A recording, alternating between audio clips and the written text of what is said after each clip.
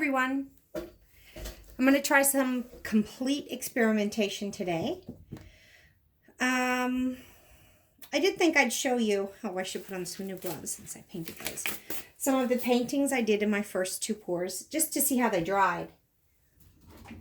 I remember when I did the tree ring pour and I said how purple it was and it was going to dry a lot darker and give you kind of a cherry wood flavor and flair to it. So this is all dry now. And you could see, I think I can put like a Tree of Life right here. And you'll have kind of a nice wood grain looking thing here. So that one dried out pretty nice. It's still purple, but it's dark. And it dries to kind of a nice cherry wood. I like it. The second one I did was a tree ring with the Amsterdam zinc white. And this is all dried up. It always dries darker, the paints do. But I think it's nice. A kind of a nice glow to a night sky in the forest. I'm thinking a bear or something walking across there, all gold leaf it. And then I wanted to try and get my really stripy white.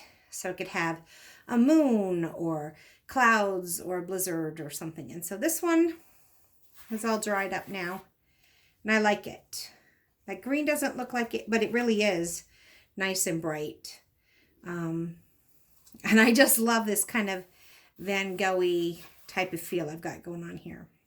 So I thought I'd show you how those dried. And today we're going to try some completely different. I wanted to mix up some interference green. And I've got a nice 12 by 16 canvas here. It's level. And I haven't had much luck with the PearlFX pigment powders. So this is an interference green that I mixed with Primal Flow's acrylic pouring medium. And it was a very, very, very, very thin. So I added, I can't even tell you how much. I just glumped it in, some regular Elmer's glue. And it's still quite thin. It's just not creating any mound at all. It's going straight down. So I don't think that's going to work for a ring pour at all. I thought that might be fun to do, kind of try in Northern Lights with interference green and black, but that's not going to work. So we're going to try just a flip cup. And I thought what might be nice with that is the interference green might play nicely with just a turquoise that I'm going to add some silicone oil to. I've got 3 ounces of that, 3 ounces of the turquoise, and 3 ounces of black. We'll just do a flip cup and see what happens. I do not know at all because I've never tried using these mica powders in a pouring medium to create a painting. Never ever have I ever. But the fun of art is experimenting, right? I think so. This could be a complete disaster, or it could be a wow moment. In which case, I'll be kicking myself for not measuring out the glue and not knowing. But I'm kind of thinking this isn't going to be that great because I think it's really thin. I don't usually paint with paints that thin. So we'll see.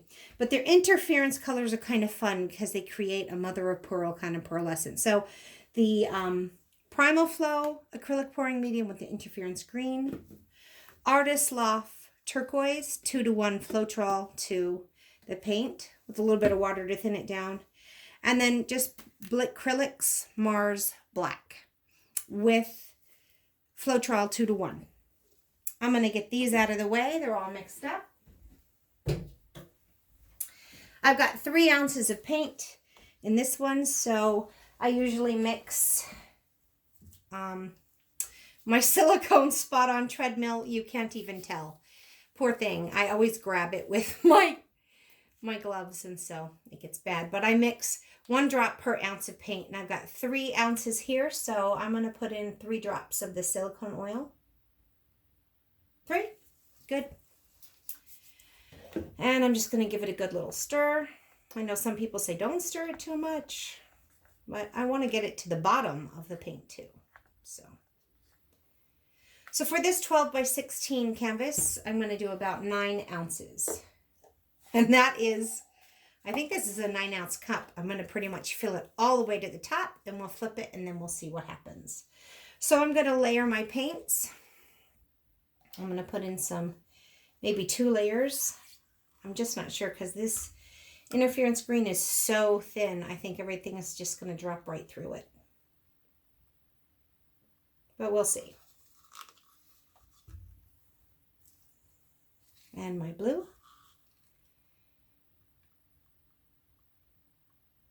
And then we'll do some more black. Another layer of that. I probably should have split this into 2 cups for this size canvas. So I'm going to have to really, I think, flip and drag a lot. Because I wasn't thinking. I was thinking I was going to do a tree ring. And that I would just need 1 cup. But now that I have adapted my plan to a flip cup, I should have done it into 2 cups. That is a pretty full cup. I'm going to just scrape the last of this blue in there.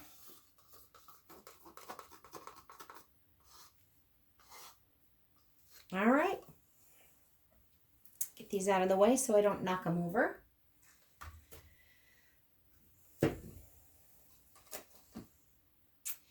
I think I'm going to start with my flip cup up here and drag it down. Oops. I am so messy.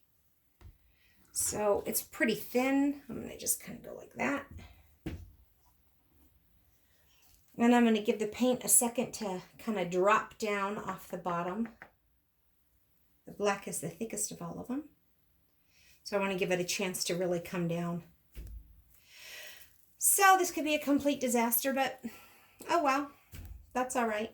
We're going to give it a go. Interference. I love the interference colors. I usually do interference blue. It's my fave, but I got this green thinking it might be good for some Northern Light pours because Northern Lights are my nemesis. I can't seem to really get them down pat, and I'm doing a lot of experimenting, and I have an order for someone coming up with 6 resin pours that they want me to do, and I'm so nervous about it. I've tried and messed up, and we'll have to see how it goes. I'll keep trying, though, and keep practicing, and I'll come up with something pretty nice, I hope. So, let's give this a lift and see how it goes. Here we go. I'll just try and run through that a little. Get a little stripe. I don't know, guys. I got a big, long caterpillar there. It's so thin. The interference. We'll see.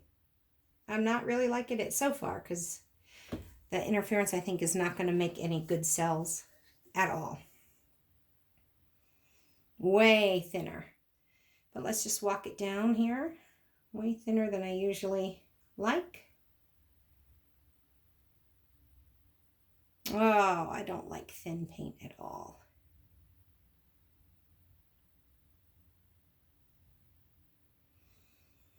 What am I going to do?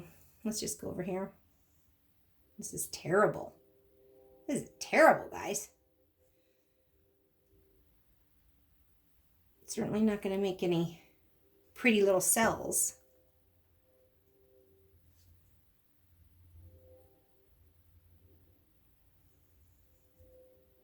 All right. So the interference can't be mixed with just, the pigments, mica powders. Can't be mixed with just a pouring medium. I think I need to mix it in with a paint so that I can get a nicer, thicker consistency. Because I was adding glue, just trying to thicken it up a little, and it wasn't getting too thick.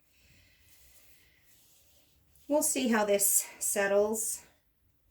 I'm almost positive I'll end up scraping it. But I don't know.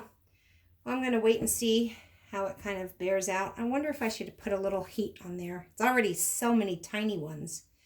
I don't think it'll make anything pretty happen.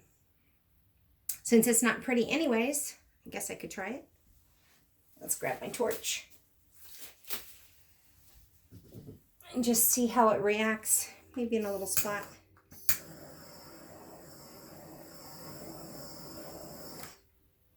No, I don't think that's going to make anything pretty happen.